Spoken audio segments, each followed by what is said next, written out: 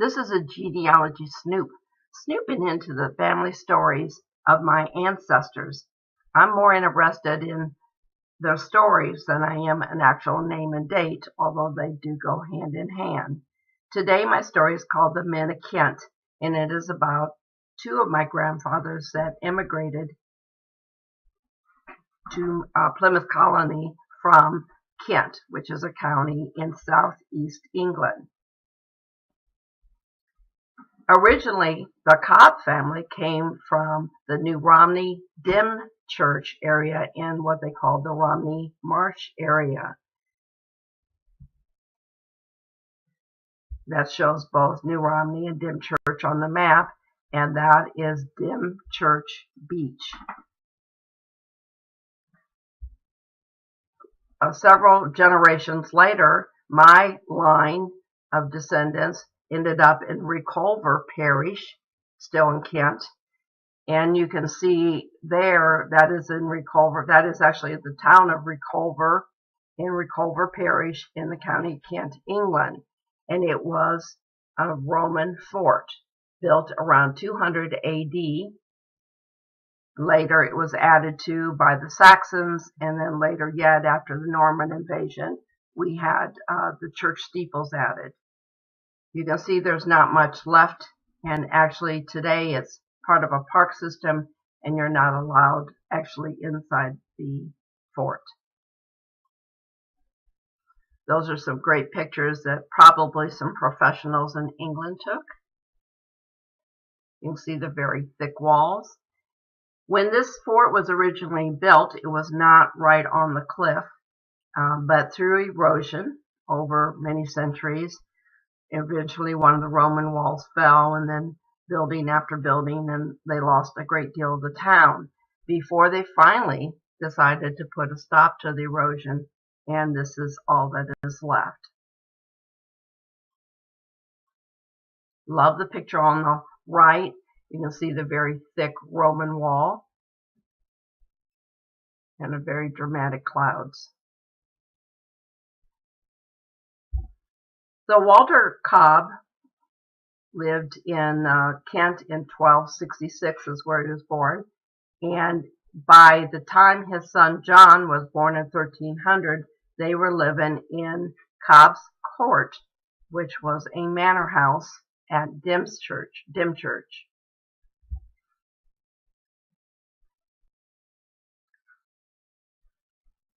Well, where my two grandfathers came together was in Egerton. My Hinckley family surname came from Egerton, which is where a Reverend John Lothrop was the pastor of a Church of England there. And from 1611 to 1623, he held his church meetings there. The interesting thing about it is, while Samuel Hinckley lived in Egerton, Henry Cobb lived in Reculver, or the Reculver area, maybe on a farm outside of Reculver, and that was about a 30-mile distance. Back in those days, you're lucky if you could go 30 miles in a whole day, and Romney Marsh was even further. From Egerton, it was 40 miles, so it would be impossible to make that trip in one day. So how did the Cobbs make such a long trip to worship under Reverend Lothrop? I have no idea. So eventually, Lothrop decided to leave the Church of England and Egerton, and he moved to London and became a Puritan pastor of a church called the First Independent Congregational Church. It was illegal to have church meetings in England at that time under the Puritan belief, and so they would have their meetings in private homes. On April 22nd, 1632, they were having such a meeting at Mr. Humphrey Barnet when some of the henchmen of Bishop Laud raided them and arrested 42 with 18 attending. Who escaped, we don't know. Some people believe that Henry Cobb was there, but we know for sure that Henry Cobb was already in Plymouth Colony by the time of 1632. So that's not true. But Lothrop was arrested for being a nonconformer, and he eventually would go from jail to prison and ended up at Newgate Prison, which was built into the Roman wall. While he was in prison, his wife died, and he finally wrote to King and made a deal with him that he would get his release, but the condition was that he must leave England forever. So he moved to Plymouth Colony as well. This is Reverend William Laud, who was the chief prosecutor and actually prosecuted Reverend Lothrop.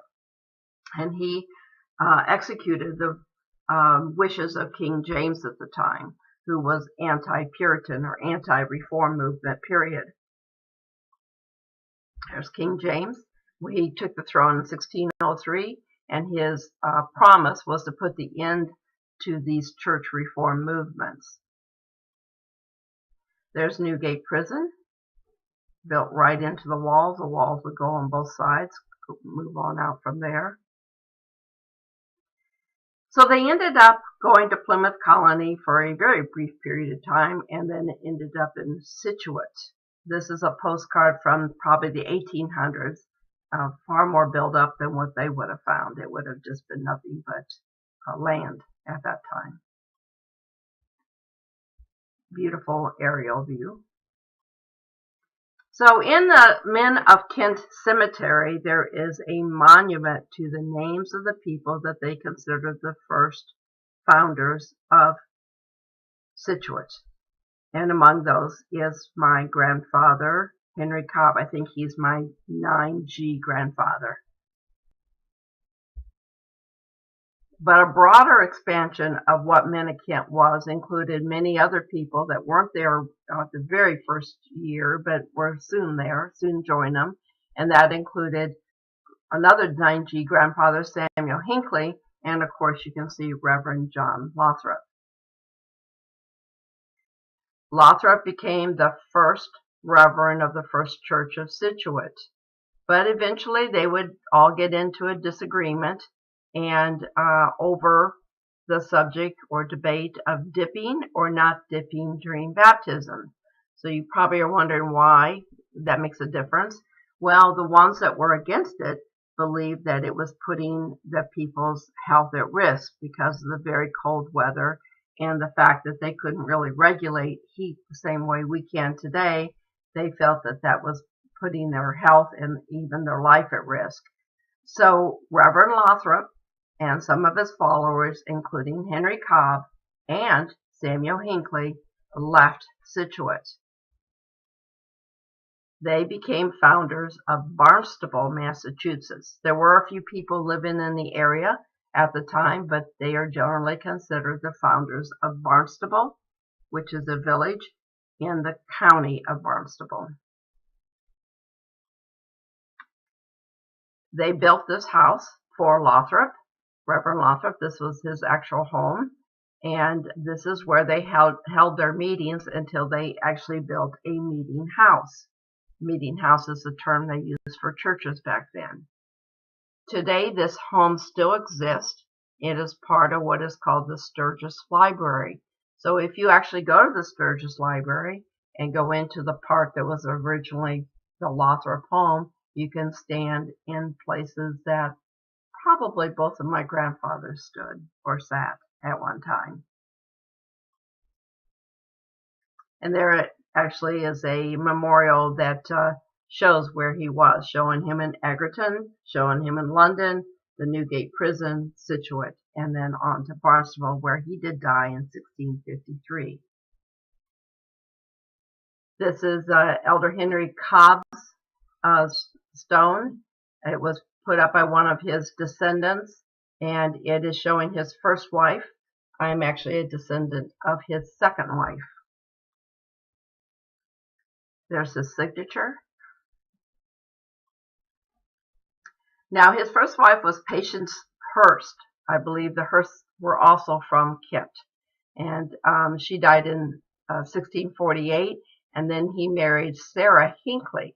Henry was 55 years old, and Sarah was 20.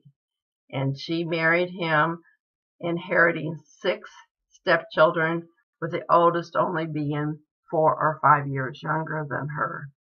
They would have 10 more children together, including a set of twins. God bless her heart. This is Thomas Hinckley. It's the son of Samuel. Can't find Samuel's grave or his wife Sarah Sewell.